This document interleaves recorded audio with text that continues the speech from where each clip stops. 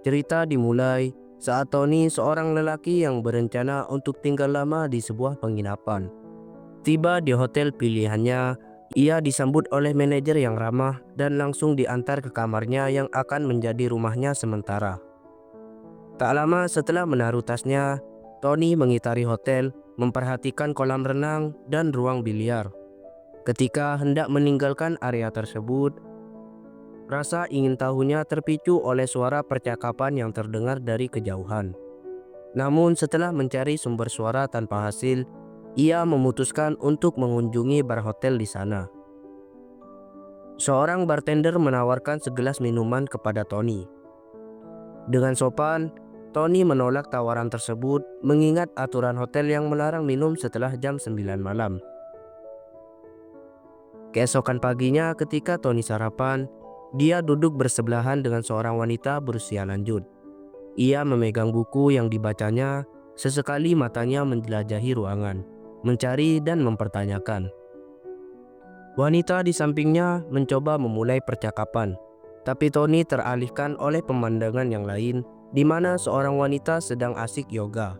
Wanita itu bernama Jenny. Ia juga memperhatikan Tony dan bertanya tentang posisi yoga yang sedang ia praktekkan. Namun daripada memberikan tanggapan, Tony tiba-tiba beranjak pergi. Ia memilih untuk menyegarkan diri dengan berenang, dan setelah itu ia kembali ke kursi santainya melanjutkan membaca buku dengan tenang. Tak lama setelah itu, Jenny yang sebelumnya tengah beryoga muncul dengan pakaian renangnya. Ia bergabung dengan Tony di tepi kolam dan mereka pun terlibat dalam obrolan ringan. Jenny sepertinya ingin mendapatkan perhatian Tony. Namun percakapan mereka terpotong ketika kekasih Jenny datang menjemputnya. Dengan senyum, Jenny berpamitan kepada Tony.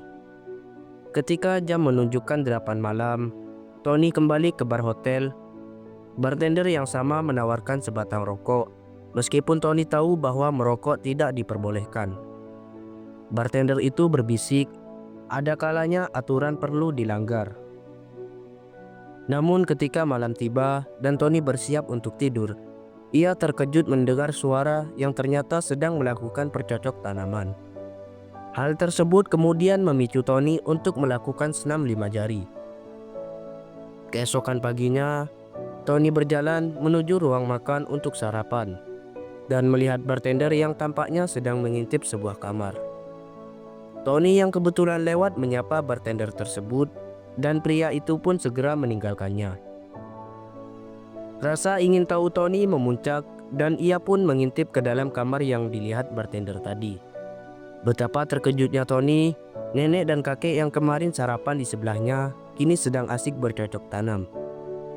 Tony kemudian memutuskan untuk mengalihkan perhatiannya ke ruang biliar. Di sana ia bertemu dengan seorang pengusaha yang ramah dan mereka pun mulai bermain bersama. Dalam percakapan, Tony menyampaikan keheranannya atas kejadian-kejadian aneh di hotel ini. Pengusaha itu mengangguk setuju, namun tampaknya tidak terlalu peduli. Kemudian pengusaha itu memberikan Robbie sebuah pil dan berkata bahwa itu akan membantu menghilangkan pikiran-pikiran yang mengganggu. Dia juga menawarkan lebih banyak pil jika Robbie bersedia membantunya mencari sebuah kunci yang hilang, yang dia curigai berada di tangan keluarga manajer hotel. Tony yang hendak kembali ke kamar, tak sengaja berpapasan dengan seorang pelayan. Sambil membantu mengumpulkan barang-barang yang tercecer, Tony penasaran bertanya, "Bagaimana bisa kamu bekerja di sini?" Namun pelayan hotel hanya diam 1000 bahasa dan bergegas meninggalkan Tony yang masih kebingungan. Malam itu suasana hotel semakin meriah dengan adanya pertunjukan yang diselenggarakan oleh manajer hotel. Para tamu yang sedang menikmati makan malam disuguhi hiburan yang memukau. Pertunjukan dibuka oleh seorang wanita yang tidak lain adalah istri sang manajer. Meski ia tak dapat bergerak bebas karena lumpuh, namun kehadirannya di panggung bersama putranya, sang bartender, memberikan nuansa yang hangat. Sang bartender pun mengocok perut tamu dengan lelucon-lelucon seputar ibunya. Tawa menggema di seluruh ruangan, kecuali dari Tony yang merasa ada yang kurang dari lelucon tersebut. Tak lama sorot lampu panggung beralih pada sosok pelayan yang siang tadi bertemu dengan Tony. Dengan suara merdu, ia menyanyikan lagu yang menyentuh hati.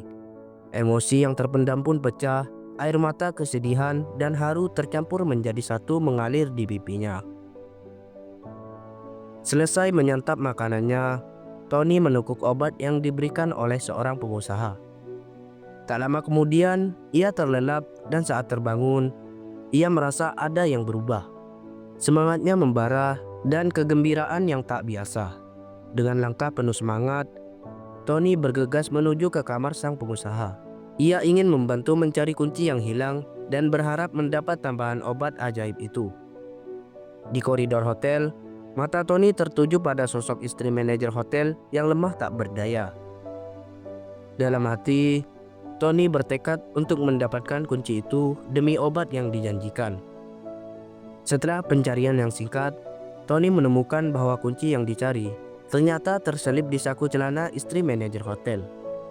Dengan hati-hati, ia mengambilnya dan melanjutkan perjalanan ke kamar pengusaha. Di sana ia menemukan pengusaha dan manajer hotel sedang asik bermain kartu. Ketika manajer hotel meninggalkan ruangan untuk bekerja, Tony segera memberikan kunci itu kepada pengusaha. Sebagai balasannya, pengusaha itu memberikan sebotol obat yang diinginkan Tony. Lalu pengusaha itu memperkenalkan dirinya sebagai Daniel dan mengajak Tony untuk terus bermain kartu. Jika Tony bisa menang, maka ia akan memberikan satu botol lagi. Ternyata keberuntungan ada pada Tony dan ia berhasil membawa 2 botol obat. Di tepi kolam renang, Tony bertemu dengan Alex si bartender. Dengan nada menyesal, Alex meminta maaf jika pertunjukan semalam tidak memuaskan Tony. Ia pun mengungkapkan bahwa pertunjukan itu sebenarnya telah direncanakan oleh ayahnya, yaitu si manajer hotel, yang juga membuat materi lelucon untuknya. Alex mengaku lelah dengan segala skenario yang dibuat ayahnya yang seringkali tidak masuk akal. Ia bahkan menyarankan Tony untuk menjauh dari ayahnya. Dia telah mengurung mereka semua, ungkap Alex. Dan pelayan itu, dia adalah kakak dari Alex. Dengan semua ini, Tony terdiam tak mampu mengucapkan sepatah kata pun.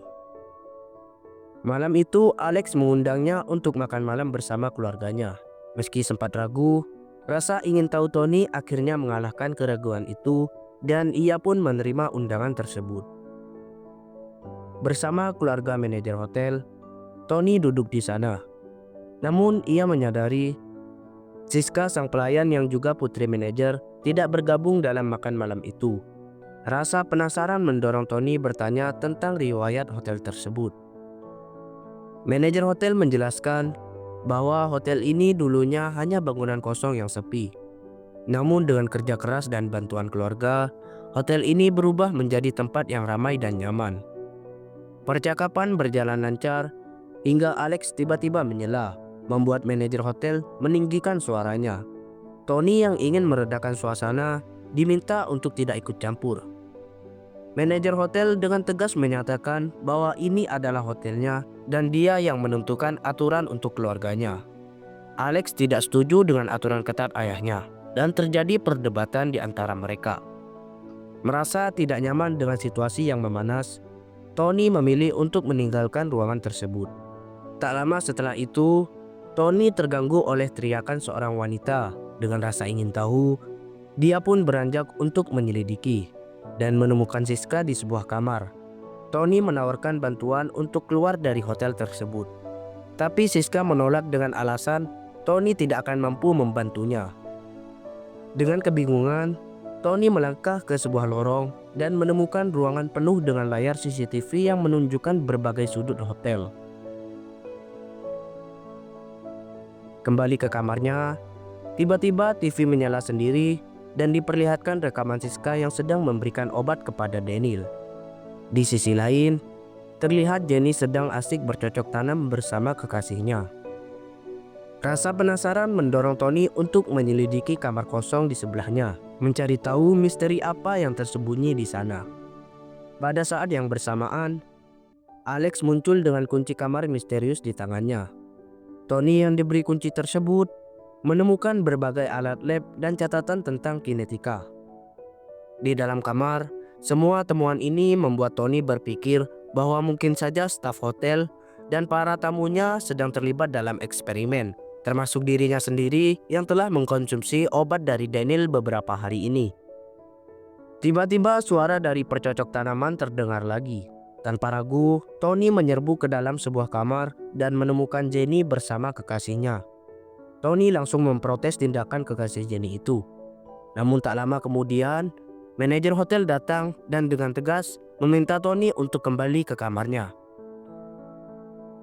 Di ruangan lain, Siska terkejut dengan kedatangan Alex. Alex mengusulkan agar Siska mengajak Tony untuk bercocok tanam. Meski ragu-ragu, desakan Alex membuat Siska akhirnya setuju. Dengan langkah yang berat, Siska mendekati kamar Tony. Ia pun langsung menyuguhkan 2 buah semangka segarnya. Melihat ini, Tony segera menyadari bahwa Siska sedang dalam situasi sulit. Tanpa buang waktu, Tony segera mengajak Siska untuk pergi dari hotel itu. Namun Alex yang telah mengawasi mereka dari kejauhan segera memberi isyarat kepada tamu lain untuk menghalangi langkah Tony dan Siska. Tindakan mereka terlihat seperti dikontrol oleh semua sistem komputer. Saat Tony dan Siska hampir mencapai pintu keluar, keduanya justru terjatuh. Pada saat yang sama, Tony merasakan nyeri di dada. Alex tiba-tiba muncul di depan mereka dan Tony pun pingsan. Setelah beberapa waktu, Tony sadar dari pingsannya dan melihat Siska sudah terbaring lemah di dekatnya. Tony kemudian menyanyikan lagu yang pernah Siska bawakan saat di panggung sebagai kehormatan terakhirnya. Film berakhir dengan terungkapnya Alex sebagai penguasa sebenarnya di balik kejadian misterius di hotel ini.